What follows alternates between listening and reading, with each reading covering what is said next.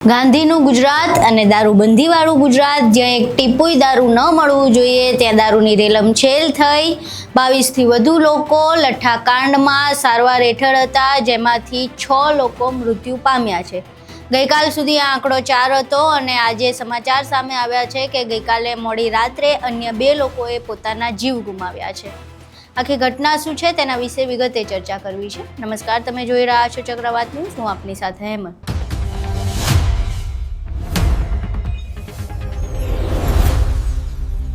દારૂબંધીવાળું ગુજરાત છે। આ ગુજરાતમાં ટીપુય દારૂ ન મળવું જોઈએ, પરંતુ આપણને બધાયને દારૂબંધીની હકીકત ખબર છે।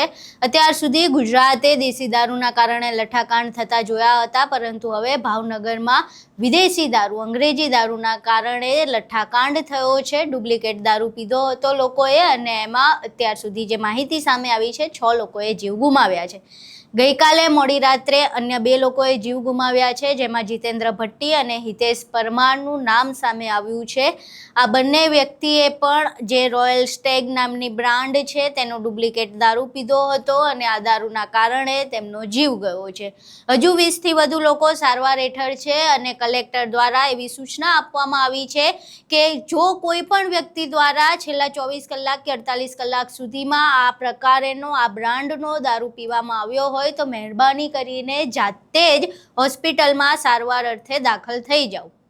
આ આખી જે ઘટના સામે આવી છે ખૂબ જ શરમજનક છે। એક તો દારૂબંધીવાળું ગુજરાત, જે ગુજરાતમાં છેલ્લા ઘણા સમયથી દારૂને લઈને રાજકારણ પણ ચાલે છે। વિપક્ષ અવારનવાર દારૂબંધીને લઈને સરકારને ઘેરતું જોવા મળે છે, ત્યાં સુધી કે વિપક્ષના નેતાઓની પોલીસ સાથે રકઝક થઈ જાય છે।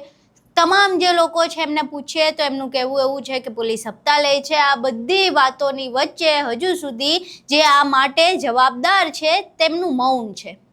મૌન શા માટે છે ને હું જવાબદાર શા માટે કહું છું, કારણ કે એક તો સૌથી પહેલાં ગૃહ રાજ્યમંત્રી હર્ષ સંઘવી, જેમના અંડરમાં પોલીસ ખાતું આવે છે અને પોલીસ ખાતાનું કામ છે કે ગુજરાતની બોર્ડરમાં દારૂ ન આવવો જોઈએ, એનું ધ્યાન રાખવું, આવે છે તો એને પકડવું, ક્યાંય પણ ડુપ્લિકેટ દારૂ બને છે કે કોઈ પણ પ્રકારનો દારૂ બને છે તો એને પકડવું, પરંતુ આ બધામાં ફેલિયર થયું છે। ગુજરાત પોલીસનું પણ ફેલિયર છે, સ્ટેટ મોનિટરિંગ સેલનું પણ ફેલિયર છે અને આજેના તાબા હેઠળ છે એવા ગૃહ રાજ્યમંત્રી અને નાયબ મુખ્યમંત્રી એવા હર્ષ સંઘવી 24 કલાકથી વધુનો સમય થઈ ચૂક્યો છે આખી ઘટનાનો। 6 લોકોએ જીવ ગુમાવ્યા છે, પરંતુ હજુ સુધી મૌન સેવીને બેઠા છે। ખબર નથી એ કોની રાહ જોઈ રહ્યા છે, શું રાહ જોઈ રહ્યા છે, PR સ્ટ્રેટેજી બનાવી રહ્યા છે, કેવી રીતે પોતાને ડિફેન્ડ કરવું એની સ્ટ્રેટેજી બનાવી રહ્યા છે, શું કરી રહ્યા છે ખબર નથી, પરંતુ હજુ સુધી આ મામલે એમની પ્રતિક્રિયા નથી આવી। હજુ સુધી તેઓ ભાવનગરની સટી હોસ્પિટલ નથી પહોંચ્યા।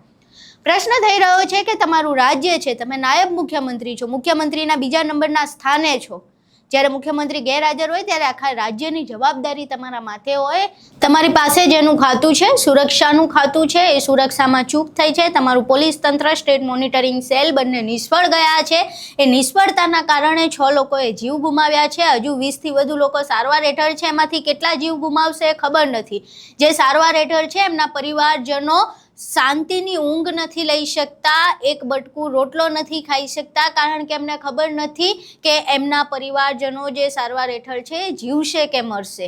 એમને નથી ખબર કે ગમે ત્યારે એમની પાસે એવા સમાચાર આવી શકે છે કે તમારા પરિવારજન નથી રહ્યા। એ એક બીકમાં જીવી રહ્યા છે ને હજુ સુધી ગૃહ રાજ્યમંત્રી કે નાયબ મુખ્યમંત્રી ત્યાં પહોંચ્યા નથી। હજુ સુધી તેમનું એક સિંગલ સ્ટેટમેન્ટ સામે નથી આવ્યું। આમ તો જે નાયબ મુખ્યમંત્રી છે અવારનવાર પોલીસ તંત્રના વખાણ કરતા જોવા મળે છે। જ્યારે પણ એમને દારૂબંધીને લઈને પ્રશ્ન પૂછવામાં આવે, જ્યારે ડ્રગ્સને લઈને પ્રશ્ન પૂછવામાં આવે તો છાતી ઠોકીને એવું કહેતા હોય છે કે આ પકડાતું નથી, અમારી જાબાઝ પોલીસ પકડે છે। તો જ્યાં નથી પકડી શકી ત્યાં જવાબદેહી કોણ લેશે?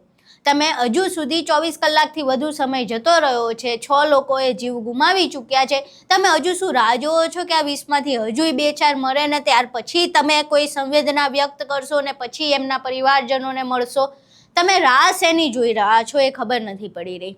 આખી ઘટના તમે જોઈ જે પરિવારજનોના અમે તમને દ્રશ્યો બતાવ્યા કે એમના ઘરની સ્થિતિ શું છે, કેવી રીતે લોકો ટપાટપ મરી રહ્યા છે લઠ્ઠાકાંડના કારણે. એ ગુજરાતમાં જ્યાં દારૂબંધી છે ત્યાં લઠ્ઠાકાંડ થાય છે, અને એ અંગ્રેજી દારૂમાં લઠ્ઠાકાંડ થાય છે.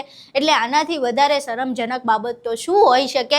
24 કલાકથી વધુ સમય વીતી ગયો અને તેમ છતાંય જો હર્ષ સંઘવી આ મામલે બોલવા તૈયાર નથી, તો પછી હર્ષ સંઘવીએ ઢાંકણીમાં પાણી લઈને ડૂબી મરવું જોઈએ કે તમારું ખાતું છે અને જે પોલીસ તંત્રની સારી કામગીરીના તમે વખાણ સાંભળવા માટે તત્પર હો છો, એ જ્યારે પોલીસ તંત્રના વખાણ થાય ત્યારે તમારી છાતી ગદગદ ફૂલાઈ જાય ને તમે એ વખાણમાં સહભાગીદાર બનો છો, તો નિષ્ફળતામાં સહભાગીદાર શા માટે નથી બનતા? 6 લોકોના મોત પછી પણ હજુ મૌન શા માટે છો? આખી ઘટના જોયા બાદ તમારું આ મામલે શું માનવું છે? તમારા મંતવ્યો અમને કોમેન્ટ બોક્સમાં જરૂર જણાવજો. વિડીયો પસંદ આવ્યો હોય તો વિડીયોને લાઇક કરજો, શેર કરજો અને અમારી ચેનલને સબસ્ક્રાઇબ કરવું ભૂલશો નહીં. નમસ્કાર.